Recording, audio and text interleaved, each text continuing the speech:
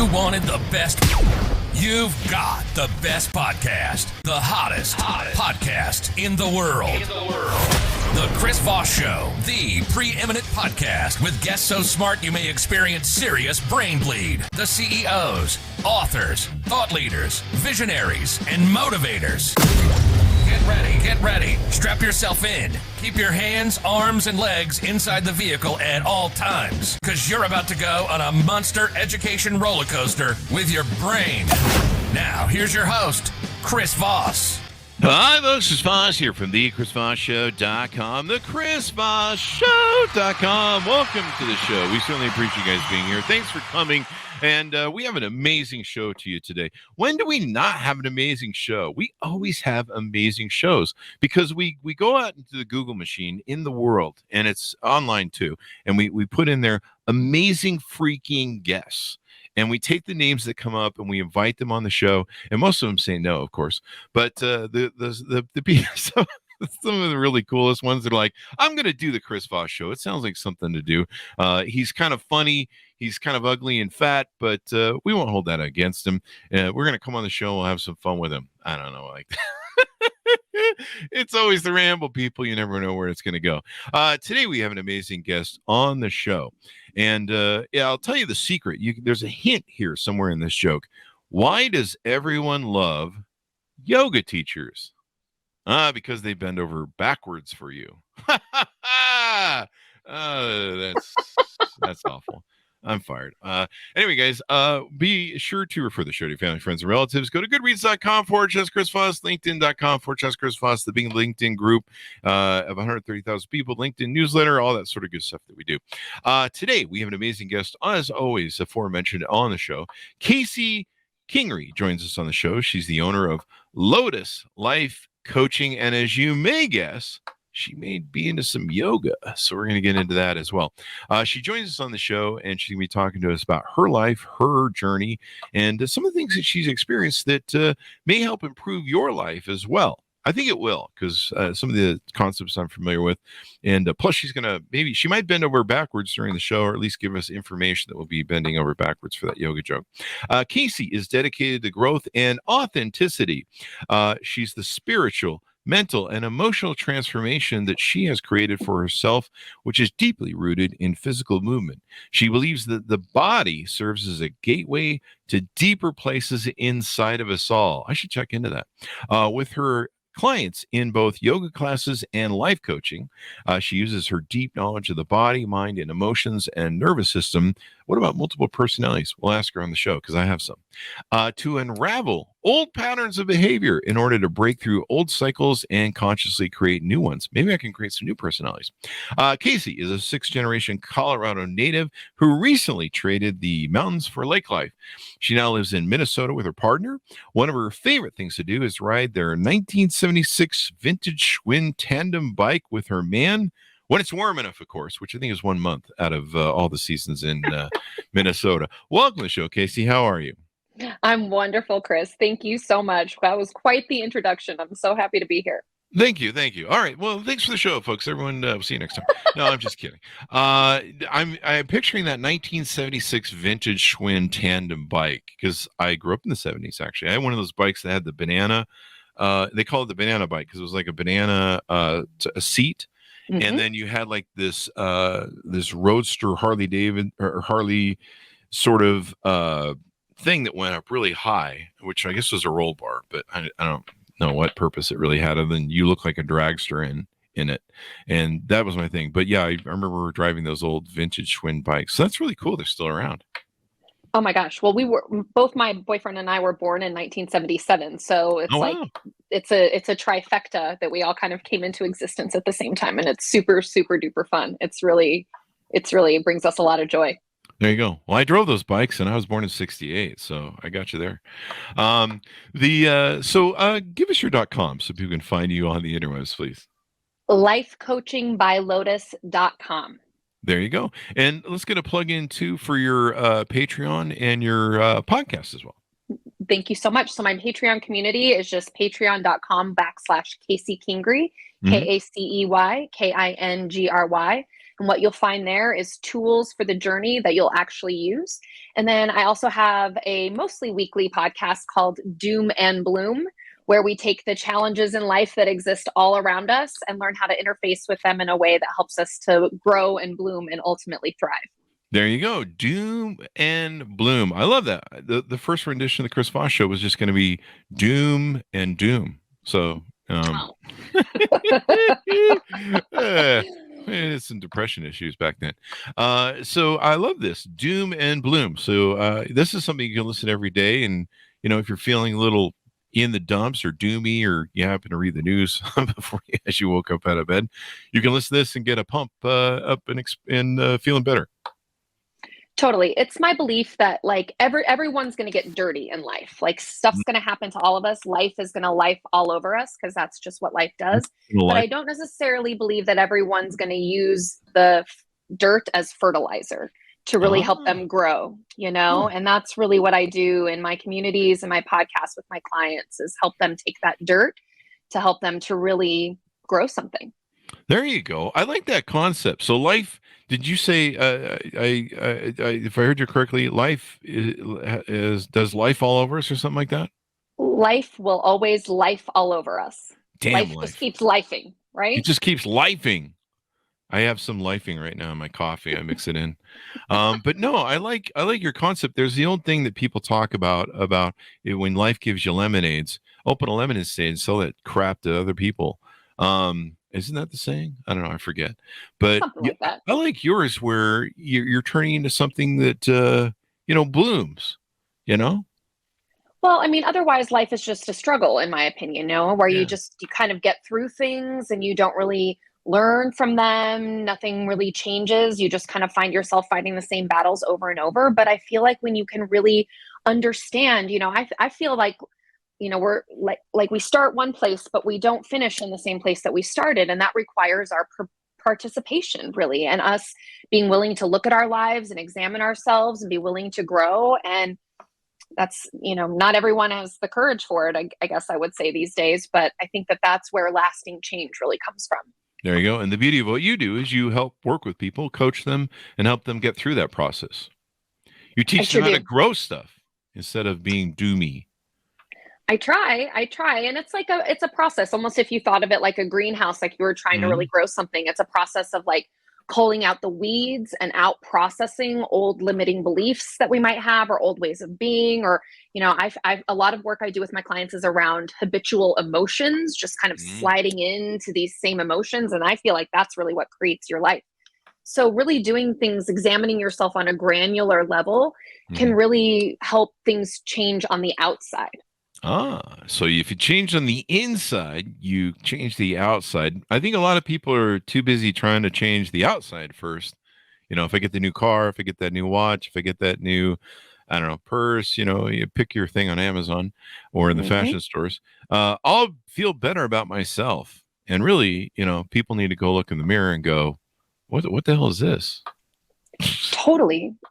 I mean, in our modern Western world, really, we've been conditioned to try to spend all of our energy like clinging and configuring to our circumstances. And we try to spend all of our energy configuring all of these forces outside of us to line up just so that we can feel good on the inside. And this is actually where the yoga comes in, because the yoga says, no, that's an exercise in futility.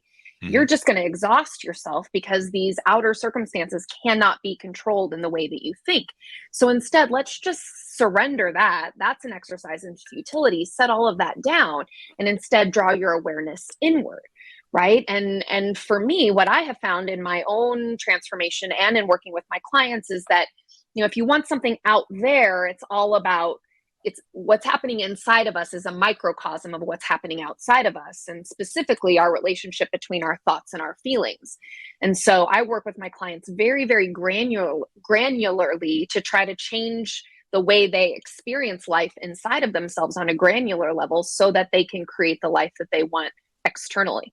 There you go. Plenty of wisdom in there. What's inside you, you reflect that the outside world. There's lots of different, probably stoic sayings and stuff like that.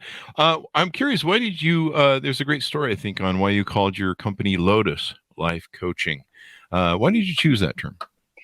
Well, it's modeled after Thich Nhat Hanh's famous saying, "No mud, no lotus." Oh. And that's really where I got the premise of everything that I just described to you, is that, without the mud, sometimes we cannot grow. And, I've experienced a lot of mud in my life, mostly self-inflicted, but, I was a person that drank alcohol for 20 plus years. And really, it really prohibited me. I still had an amazing life, but it really prohibited me from stepping into my brilliance, from stepping into my highest self. And, that's what I've been able to heal for myself is take all of that energy that I used to use, being spun up in that cycle. And now I get to use it towards my brilliance. And so that's my mud. And I know that not everyone has that same kind of mud, but I think that the theory still applies no matter what your particular mud is. Going inward is almost always the answer, I have found. There you go. And I can see how sometimes, in my life, I've been, I guess, analogy would be stuck in the mud, where I'm stuck in the ways of what I'm doing and it's not working or working out the best for me. Or sometimes people are slinging mud at me. I get that often, usually when I walk down the street. People are like, "Oh my God, it's whatever." I don't know. There's a joke there. So you just take that and you say, "Hey, what can I grow out of this?" And it's maybe instead of mucking about in the mud and thrashing around and wondering like, why am I always in the mud? You're like, man, let's plant some seeds and there'll be a field here someday, maybe. Yeah. That mud is always there to teach us something, like these uncomfortable situations in life. I always ask my clients, like, what is this season of life trying to teach you that no other season of your life can? Oh. And almost always, like when we're in the middle of something and we can teach our brain or show our brain that there's any sort of benefit or any sort of good thing that's going to happen from this, usually we can navigate it with more ease and we don't lose as much of our steam or our momentum, So it's all about sort of, in our society, we have such definitions of what's right and wrong and what's good and bad. And it's a very human thing to not want to face any of the things that hurt us. That's a very normal human thing. But really, when we understand that there's so much learning and wisdom and there's so much potency in those, if we're willing to look under the hood in those areas, and that's really what I help people to do. It doesn't have to be scary. It doesn't have to be miserable. It actually gets to be pretty fun, I think, actually, when you work with me, at least. Yeah. Yeah. Well, my psychiatrist looked under the hood and he's recommended a lobotomy for me. So that's we're going. He's like, we can't contain the 6 personalities. And the one that says kill, kill, kill, the judge says I can't use that one anymore. But so you went on quite a life journey. Let's talk about this some more. You're dealing with alcohol and all this stuff. And so you're incorporating a lot of what you learned in getting out of your mud and dealing with it. Anything more you want to expand on your origin story there? Yeah. Thank you. 1,000%. I really thought for so long that that life was just a struggle and that was just the way it is and that I should just get used to it. And, they say a lot of times, and especially with people dealing with addiction, that once you're an addict, you're always an addict. And I'm not here to poo-poo Alcoholics Anonymous or anything like that. I'm a big proponent that whatever works is the thing that people should do. And AA has helped countless people throughout the years, but really I wasn't interested in focusing on my problems anymore. I wanted to get free from my problems. I didn't want to have to show up someplace and say, "Hi, I'm Kacey and I'm an alcoholic." That didn't represent true healing to me. At the same time, I came to this place in my life where I was very clear that unless I set down alcohol, I was just going to stay exactly where I was. And I had to decide if I was content with that. And so I finally, I did this amazing thing where I was able to bring my mind into agreement, my unconscious and my conscious mind about what alcohol really is. And I was able to walk away with it. It's basically just a non-issue for me now. I have no cravings. I have no temptations. I have no desire to ever drink. And I get to really be free. And that's what breakthrough means to me. Not that we stop doing something, but we still think about it all the time. And it's still part of how I identify as a person. That doesn't work for me. Breakthrough to me is when we stop using all of this kinetic energy that's bound up in the physical cycles and the mental cycles and the emotional cycles and the relational cycles. I don't think people realize how much energy they spend rolling around in their own crap. In their own mud. Yeah.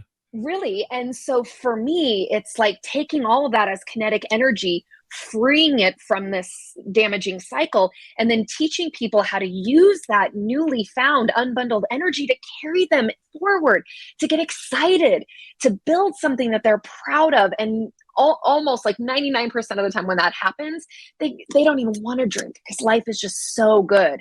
And again, it's not necessarily about the drinking, but it's just taking this old energy that's stuck in this old habitual mess, unraveling it and sending it forward. And I got to tell you, that just ignites me more than just about anything. There you go. And that's where the breakthroughs come from. You mentioned something about identity. And like, I remember struggling with that. I never had an alcohol problem where I couldn't drink alcohol, but I used it as a crutch. And so it was abuse at that point. But you know, I go get a bottle of Tito's that's $40. You have to go down to the store. You got to make sure you always have some in the fridge. You know, if it's closing time, you got to go get your stupid bottle, drinking half a bottle almost every night. And then of course, mixing it with the worst sugar stuff you ever. Don't even get started on that. You know, and you know, alcohol turns pretty much to sugar, I think, in your body.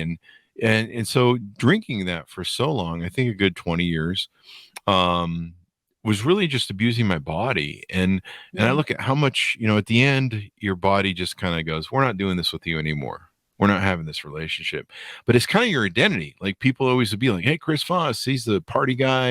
You go out to events and clubs with him, and he has a good time. And, you know, you kind of feel like it's your identity. And finally, I just reached a point where, and part of it was my body. It was just like, we're not doing this with you anymore. We're going to make it really freaking painful for days for you to recover. And we're just going to teach you that a couple hours on Friday are about 3 days of hell pain. And, you know, I started listening to my body and eating better and listening. But yeah, I finally got out of my mud, and I was rolling around like a fat pig in that mud, you know, getting drunk and hungover. And finally, I'm just like, I don't want to do this anymore. And like you said, my life is so much more productive now. I'm not hungover. I don't feel dehydrated. I'm not feeling bloated with water that my body's trying to compensate. You know, I'm saving like, I don't know, hundreds of dollars a month in Tito bills. I don't have to go to the store anymore and buy that shit and deal with all that crap. And so, yeah, the productive nature of my life is better. Now, the fact that I took up heroin instead of that is the new problem. But it's always a trade-off. No, I'm just kidding. Don't do that, folks. Would you say that you've created a new identity, or maybe an upgraded identity for yourself? Yeah, more healthy. I'm kind of veganese. You know, there's 5 trillion versions of what veganism is. And so I'm kind of veganese. I eat a lot of leaf and broccoli and beets and salad and stuff. And, you know, every now and then I go, you know, I eat some meat. But I mean, there's some dairy in there. But for the most part, I eat way better. I used to go through 10 to 15 Mountain Dews a day on top of the vodka.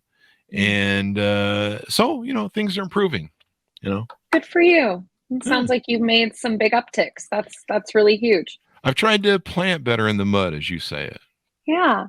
There you go. It sounds like your body really gave you a message and that you listened. It did. It was like, we're going to give you extreme pain, dehydration, bloating, and you're just going to feel like shit for 3 days, 4 days maybe. And have fun with that, buddy. Just keep going. Yeah. And I was like, you know, this is the payoff isn't there anymore. And I wish I would have stopped sooner. Yeah, I agree. Some might say that your body maybe gave you a gift by pressing back at you, and it made it very clear, because for many people, that decision that you were able to make because your body drew the boundary for you, a lot of people don't have that. And so without that stake in the ground, what happens is their identity as a drinker can overwhelm them, because we have so much cultural conditioning that tells us alcohol is everywhere. I mean, it's infiltrated the fitness and the yoga communities. I mean, if I had $1 for every time I saw vino and vinyasa, I mean, I'd be rich, right?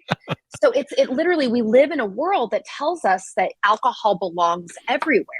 And so when you try to detangle yourself, it's not an easy task by any means.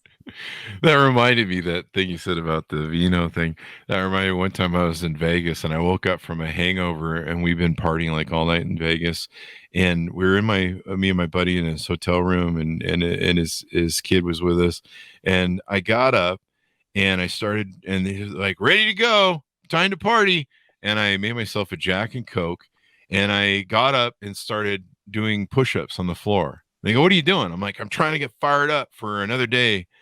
And then I'm drinking breakfast of Jack and Coke.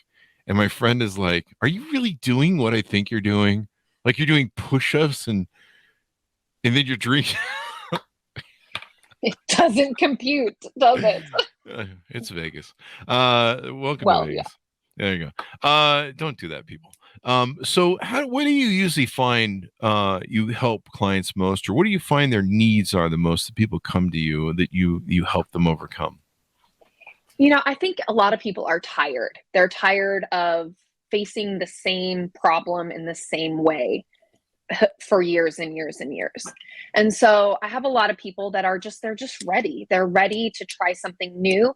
And, coaching is really amazing. And I love therapy. I'm in therapy as we speak. I think that every therapeutic modality has its place. And also therapy tends to be really like rear facing and going back into the past to heal things. And coaching is very much like, okay, all of this happened in the past, but how is it showing up for me now? And what do I want to do with it? Mm-hmm. Right. And so that's really what I get to help people with. And to your point earlier, there's this kind of saying in coaching that it's not really as much about the how as it is about the who, right? Is like when you adopt the identity of a non-drinker, when you adopt the identity of someone who isn't a perfectionist, when you adopt the identity of someone who doesn't have to people please in order to feel safe, then the behaviors, the how, the answers sort of reveal themselves. So I do a lot of work with people, again, internally about becoming the person who can break through these things. There you go. Is there any specific topics you help people with, or just basically whatever they're rolling around the mud with, I guess? Well, I can help anyone with anything, but I help a lot of my clients become alcohol free or to change their relationship with alcohol. So I would say that that's one of my best specialties. And also a lot of the things that I just named off to you. So I have people coming to me thinking that they married the wrong person. I have people coming to me saying that they can't redefine their relationship with food or their body image. I have people coming to me that are racked by perfectionism and people pleasing, and they cannot stop allowing that to rule all their decisions in their lives.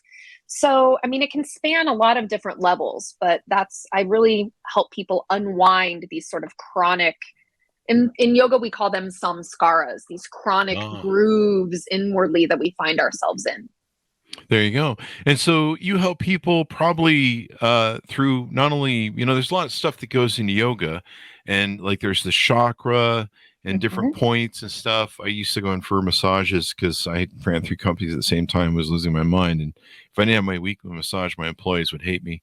But they would talk to me about the chakra and all the points across the body and how they make a difference. And yeah, if you rub my feet just the right way, my eyes roll back in my head. And clearly, my chakra. But you help kind of merge those two, where you take the yoga and the body and the mind and the heart and soul, and you kind of merge it together. I think when you work with your clients, is that a good analogy? That's a wonderful analogy. And it happens in a lot of different spheres. So, yoga is a tool for processing. And we live in a world where we are used to processing everything above the neck, right? I think that if I had to diagnose us, I think that people are exhausted from trying to think and problem solve. And we're just all living in our minds so much. And what the yoga reminds us is that there's this whole vast world of knowledge that lives below the neck, right? If we can just turn the stinking thinking off long enough to access it. There's actually 3 brains inside of the body. There's the skull brain, which we're obsessed with, but there's also the heart brain. And here's a little tip that came out of the Heart Math Institute, is that the heart actually sends more information to the brain than the brain ever sends to the heart. Oh, really? The heart is a very powerful organ when it comes to communicating how we are on the inside and who we are. And then the guts, the stomach lining, is also considered to be the 3rd brain. You probably already know this, but the cells that comprise your stomach lining are made from the same types of cells that create the organ of your skull brain. Yeah. So with that gut feeling, that gut instinct, it's actually very, very real. And we're just not used to listening to the wisdom of our body because we're so obsessed with the wisdom that's in between our ears. So what the yoga allows us to do is shut that off for a little while and let something else take over. There you go. The energy of the healing. We've had, I think, the different surgeons and doctors that have been on and talked about how the gut is so important, and it can sometimes cause inflammation in the brain, which causes you to, not be thinking right and all sorts of probably other things. But and how important that is. And they found that by diet and other things, I mean, I certainly perform a lot better as a person and feel more kind of centered as a human being, depending upon your personality, of course. But if I eat right, I'm not putting the poison, toxic, alcohol in the gut, and that's all rotting away in there. God knows, it's a wonder I have a gut left after all that booze. Hard vodka. And then food wise too, like, I've gotten away from, drinking all the pops and eating the McDonald's all the time. And God, I used to eat out, and you think about the crap you used to eat, but that makes such a difference in, your brain and everything, the signals, and that heart, I hear, is pretty cool too. It keeps you going, I guess, something like that. Well, it sure does. But that gut permeability and gut health is really at the center of everything. And alcohol is one of the biggest destructors or, inhibitors, or what am I, alcohol contributes to gut permeability.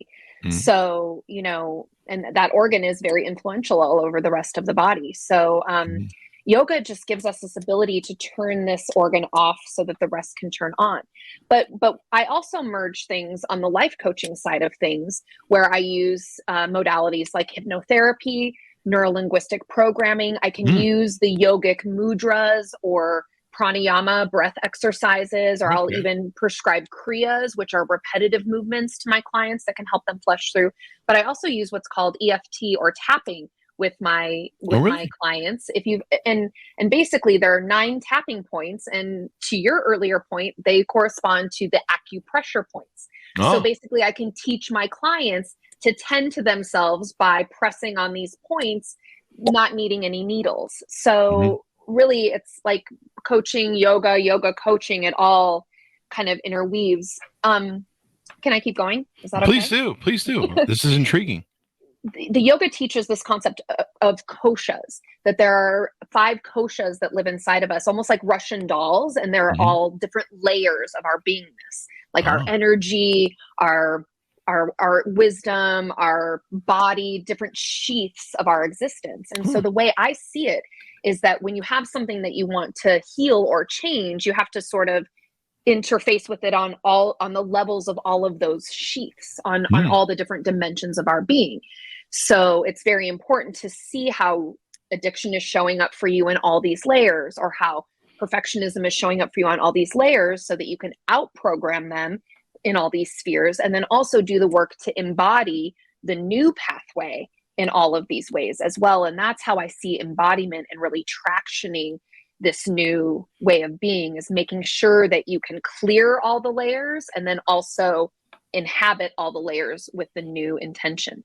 That's pretty amazing, man. I just learned something new today. This is why we do the show. It's just so I can learn the new stuff. So we're kind of like nesting dolls a little bit. Yeah.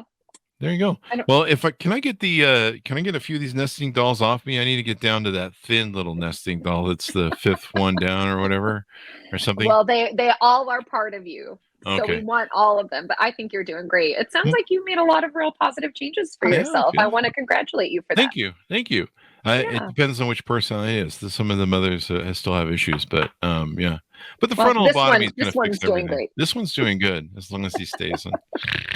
Don't change during the show. The judge says we can't do that anymore. So there you go. This is really important, and I love this, what you're teaching. And I like the concept of the mud. This is going to stick with me forever. Like, I've always heard that analogy. turn lemons into lemonade, but that doesn't sound any fun. Like lemonade, I'm just going to have to pee a lot afterwards. It's good for your kidneys and livers, I think, lemonade, since it's natural. But it's kind of like it doesn't really have the same sort of clickiness to, hey, if people swing mud at you, or if you're rolling on your mud. I mean, I can tell you, I've done, especially when you look back at your life at 50.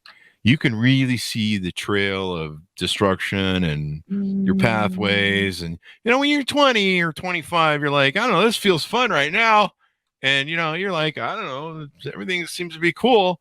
But, man, when you turn 50 and, I don't know, maybe people in their 40s, you look back across your life and you go, I was probably rolling around some mud and just enjoying it a little too bit. And it wasn't good for me. And maybe it's time to stop.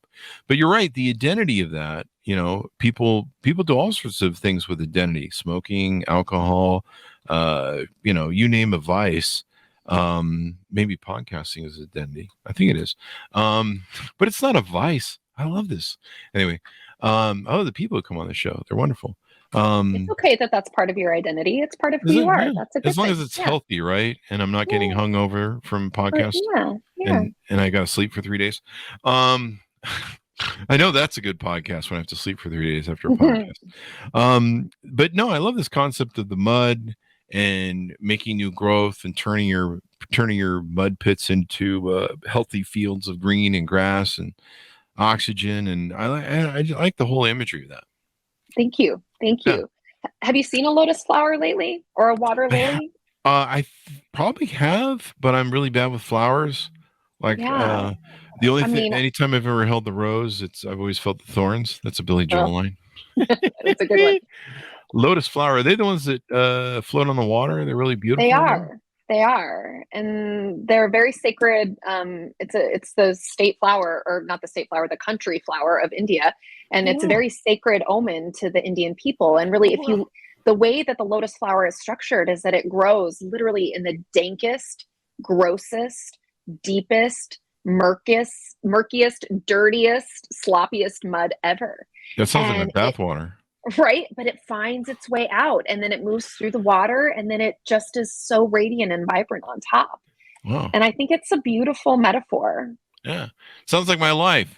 Dank, dirty, messy, and then it turned into something halfway beautiful. We just had someone from GQ on an earlier show today, and I was teasing them about, hey, can I get on the most sexiest man list? And they're like, you might be able to, because all the actors are in strike, so we don't, we can't interview them or anything. And I'm like, cool. So I might make, I don't know, your shot. It's top your 5,000 or something. Maybe, I don't know, but no, I'm a beautiful flower that has risen from the thing. But no, I love these are beautiful. I'm looking at them now on the interwebs, and it's a huge sacred flower in Hinduism and Buddhism, which I think isn't that also centered in, and it looks like Christianity too. Isn't that also centered with yoga and stuff? Doesn't yoga originate? Those are they all kind of stem from the same part of the world, from the same seeds, most definitely. There you go. Well, these are the things that have stood with us for eons of time. And sometimes the truth and the knowledge is right there before us. We just have to go, hey, man, quit rolling around your mud, eh? Yoga is an indigenous practice, truly. And so to come back to its roots, to me, is really coming back to something real that's connected with the earth, that's enduring. I see yoga as technology on being human, that it surpasses religion, and that it's truly technology for all of us to understand how really to be human. There you go. And you talk about one thing. This is kind of interesting to me. I do something every Sunday called Gratitude Sunday, and it's on my Google Calendar to remind me, hey, stupid, have some gratitude. I think that's what it says. And you talk about how gratitude maybe doesn't always work, and how to build a blueprint that can get you there authentically. Can you elaborate a little bit on that, please? Yeah. I might have to kind of go back a little bit to go forward, but you were mentioning earlier about identity. Mm-hmm. And how, like, changing the identity of a drinker and things like that. But, and that's, yes. And also it's like, it goes even so much more deeply than that, of like, I think that people are addicted to their own emotions, and that they're habitually, like, that they've been in relationships so long that make them resentful, that they just slide into resentment.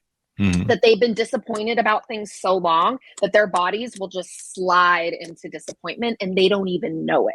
And so they're walking around just with resentment and disappointment and all of these things in their bodies, and they don't even know it. And then they're trying to be happy and slap joy on a system that's saturated with disappointment and resentment, and it just doesn't stick. Yeah. Right. And so again, I'm looking to free people of the things that are clogging their cells that they don't even know about, so they can actually have room for the thing that they want. And that's my take on gratitude. I work with a lot of people that if I tell them to go practice gratitude, they're going to punch me in the face. Oh, wow. Well, because a lot of times people are in real pain. Yeah, people are in real pain. They're suffering, and everyone in the manifestation world is telling them to just, go practice gratitude and it'll get better for you. And that's really, for these people, it's very, very, it hinders their growth. It makes them feel even worse about themselves. And then they can't access gratitude. And they think, well, now I'm screwed because gratitude is supposedly the pathway out of here, and I'm not available for it. Mm. And so I have a whole podcast episode about how that's okay. That makes sense. And if that's where you are, gratitude probably isn't available for you. And it's probably not the thing that you need to be reaching for right now. Yeah. Right. And so and then my coaching, and it would be to try to get to a place that's a little more neutral and a little just less filled with pain and more filled with sort of blankness. So that when you want to reach for not blankness, but a neutral expression of what you're thinking, so that gratitude doesn't feel like so hot and cold. You got to kind of get warm first to be able to get there. And so I usually try to steer people. It's kind of a nuanced thing towards appreciation. And for me and the work I've done with my clients is that appreciation really draws you back to the things that you can see and feel and touch and wrap your arms around right now in the moment. And a lot of people that I work with, that's what they need. They just need to feel a little bit of joy right here, right now. And when you can just appreciate your life or appreciate your partner or appreciate your dinner, like a lot of times that appreciation inside of your body will pave the way to gratitude. What do you think about that? I like that. Sometimes I'm on a bad day. Like yesterday, there was something that was pissing me off. There's lots of stupid people in the world. You might have seen some of them. They're usually on the news every day. Florida too. Always with the Florida man jokes. I'm trying not to laugh over you, but that was too good. Yeah. Hey, Florida man, Florida woman. They always make the best TikToks. And so, I was just pissed off, moody. And my little puppy dog, she came in and she's like, "Hey, Dad, I need some attention." She gave me that push where she pushes up against my leg here at the office and goes, "Hey, quit messing with all that computer stuff, eh? Come give me a treat and pet me and give me some attention." And I thought, screw all these people that are pissing me off and screw whatever. And this is the most important thing going right now for me. Let's spend some time and appreciate this moment and spend some time with her instead of spending the next hour or something, getting pissed off about people that I don't really care about. And you're like, oh man. So I love that concept. Let me ask you this. You mentioned something that was also interesting. It was called emotional addiction, I think you said. Was that what it was? Yeah. And I notice a lot of people are like that. They go from relationship to relationship. I've dated all my life because, I never got tired of being happy. And so marriage jokes. And so a lot of people, and especially with, my friends that get into relationships, they meet people that they stick with what's their feelings that are comfortable. Like you talked about, some people have feelings of resentment. And they just go from relationship to relationship. They pick the same type of people, the same scenarios they set up, and they're just constantly either disappointed. They sabotage, the relationship to make sure they feel that resentment. And they're, like you say, they're addicted to that feeling because it's comfortable, kind of in a sick, sort of weird way. Well, it's just all that they know. And so the thing that people don't know about their brains and their bodies is that this vessel is not designed for you to go kick butt. It's not designed for you to transcend. It's not designed, like, if left to your own devices, everything inside of us is meant to keep us safe, right? Oh. And that just means that like most of us are creating our future based upon our experience of the past. Oh. And And a lot of people get so, that imprint from parents. what's that? A lot of people get that imprint from parents and stuff, how they're raised. Totally. And Yeah. most people never stop to question it. Mm. So all this thread, this generational thread just keeps getting carried through. This habitual thread of relationship after relationship just keeps getting carried through.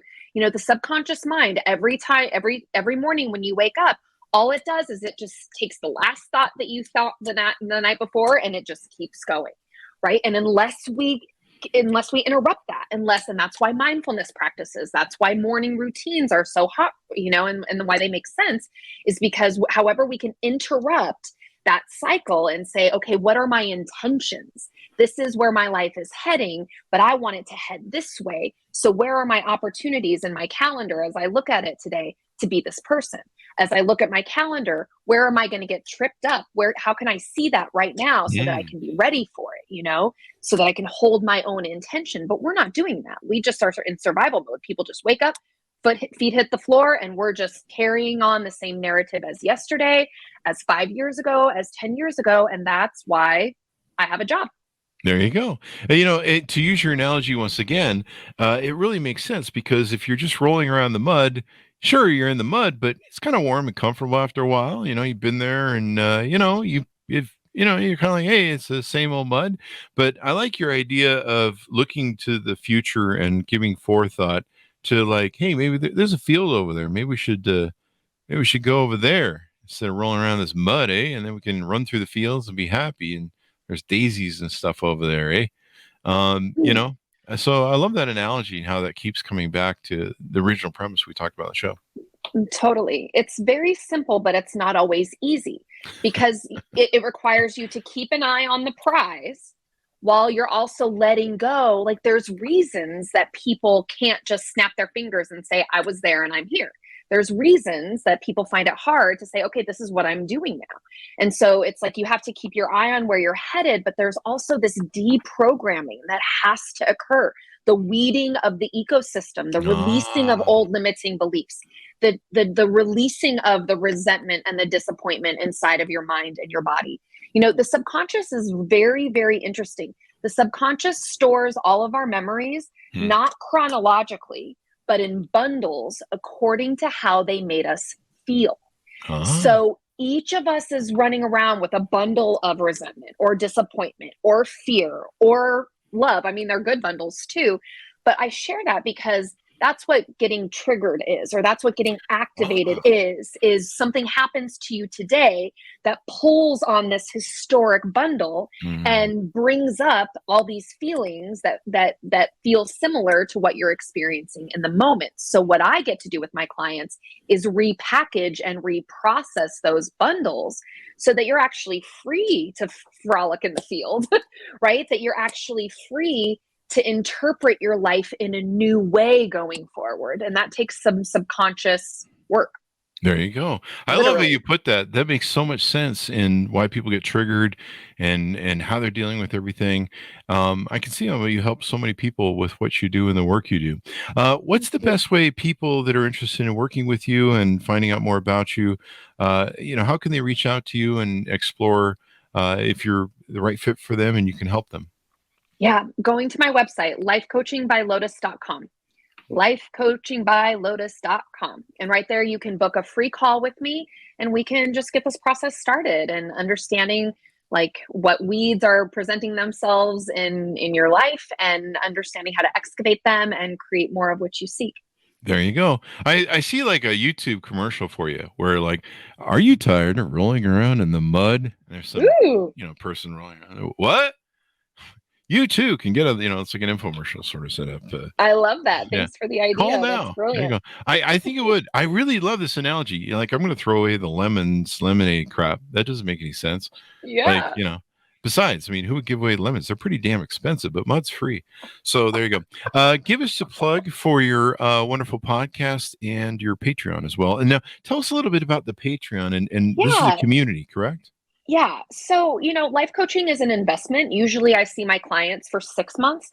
Sometimes it's more, sometimes it's less, but I really like to work with people one-on-one for, all the stuff that we're talking about are these historic patterns, and it takes a while to unwind those and then to really integrate the new behaviors so that they're lasting. So I love one-on-one. And also it's not always like the best time or the right step for people as they're on their journey. So I'd hate to only have just one way for people to work with me. So for just $5 a month, people can subscribe to my Patreon account. And like I said, I like to put in their tools for the journey that you'll actually use. So for example, right now I'm moving through the chakras. Each month is a different exploration of the different chakras. And there's tapping videos, live yoga classes, hypnotherapy, mudra lessons for people to supplement their own growth and journey with these resources as they walk along, just in a little more accessible price point and capacity. There you go. And I noticed one of the things you have in your Patreon. I think this is one of the videos or preview videos. You talk about live morning rituals for flow. And I'll give some plugs to this. I started a thing recently where, when I would get up in the morning, I'd come to my computer, and of course, the phone's on fire with, whatever's on the latest news and, earth, wind, fire, disaster, all that sort of stuff. And then, of course, there's emails, and somebody's got to have something that they needed 5 hours ago that they didn't ask for until 5 minutes ago. So there you go. You're like, hey, the place is burning down. We got to get this email or whatever, And so, and then, you've got there's all sorts of stuff that comes at us if you're like me, who has like 50,000 browsers open at any given time. And, we only keep 50,000 open though, because 51,000 is illegal in most states. So I started doing this thing because I just felt assaulted when I would wake up in the morning. Like, it's just like I turn on two computers here.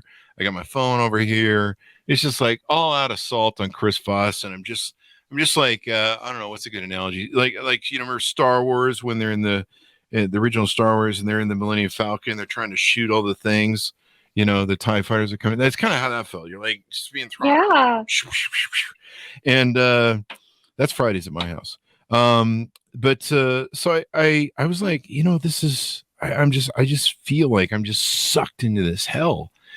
And I'm like, what? I'm not going to do this anymore. And so I started studying Stoicism, and I keep side of the book here. I keep Seneca, Marcus Aurelius, and different things, Emerson. And I said, what I'm going to do, because there's this thing with testosterone. And when we get to my age, testosterone's a real big deal because you don't have any left. And you're just like trying to eke out whatever's left in the tank without going and getting shots, which don't sound fun at all. I'm against shots of any kind. And so I was like, what I'm going to do? I'm going to go out, sit in the sun, and get my natural vitamin D for 10 to 20 minutes a day. And I'm going to sit in the yard with my dogs, and they love it when I go in the yard. They're huskies. They're running around. Yeah, it's how you're playing with us. And then I'm going to sit and quietly read, something for meditations with Marcus Aurelius or Seneca or any of the other Stoicism things, books that I have here. And I'm just going to do that first. And then I'm going to come in and I'm going to sit down at my command center. And before I even open any crap and all that stuff, I'm going to play some piano music. And I really love George Winston. For some reason, just puts me in a nice, calm mood. It's like a placebo sort of thing where you're just like, ugh. And so I play that, and then I'll fire up my computers. And I really feel like I'm in command. Yeah. Like I have a command center here, and I'm in command of everything. And instead of life coming at me going, here's all the crap, you got arrows and spears and everything coming at you, I feel like I'm like, you know what? I'm greeting the world on my terms. And I'm in control of all of this here. And I'm going to deal with you as I please from my throne, as opposed to, I'm just like dodging things left and right. So I don't know if that plays into what you talk about on your Patreon about the morning ritual, but you probably have something that's a little more peaceful than mine. Well, I mean, it's not a comparison, but what I'm hearing you say is that by doing that, you're protecting your life force. You're setting your own internal state. and you're being at cause in your own life rather than being at effect in your own life. So well done. I like that. And I call it a frame. So I establish frame. Yeah. It's kind of like an alpha frame, but I establish frame and everything greets me. But I love how you have this live morning ritual for flow that you talk about, which is probably along the same lines of getting into, not becoming overwhelmed by all the craziness that can come at you in the morning. Totally. There you go. So it's been wonderful having the show. This has been really insightful, Kacey. I've learned a lot of wonderful stuff. And before the show, when I did the research and looked up all the yoga jokes that were out there, oh boy, that was a wonderful wormhole to go down. I had a lot of fun with that. So thank you very much. I love jokes. So thank you very much for coming to the show. Give us your .com one more time so we can find you on the interwebs. Lifecoachingbylotus.com. There you go. Thanks for tuning in to my audience. Go to goodreads.com/Chris Voss, LinkedIn.com/Chris Voss, YouTube.com/Chris Voss. Some of those crazy places on the internet that we're trying to be cool on, but we're too old for it, like TikTok. Thanks for tuning in. Be good to each other. Stay safe and quit rolling out in the mud, damn it. Get out of the mud. Thanks for tuning in. We'll see you next time.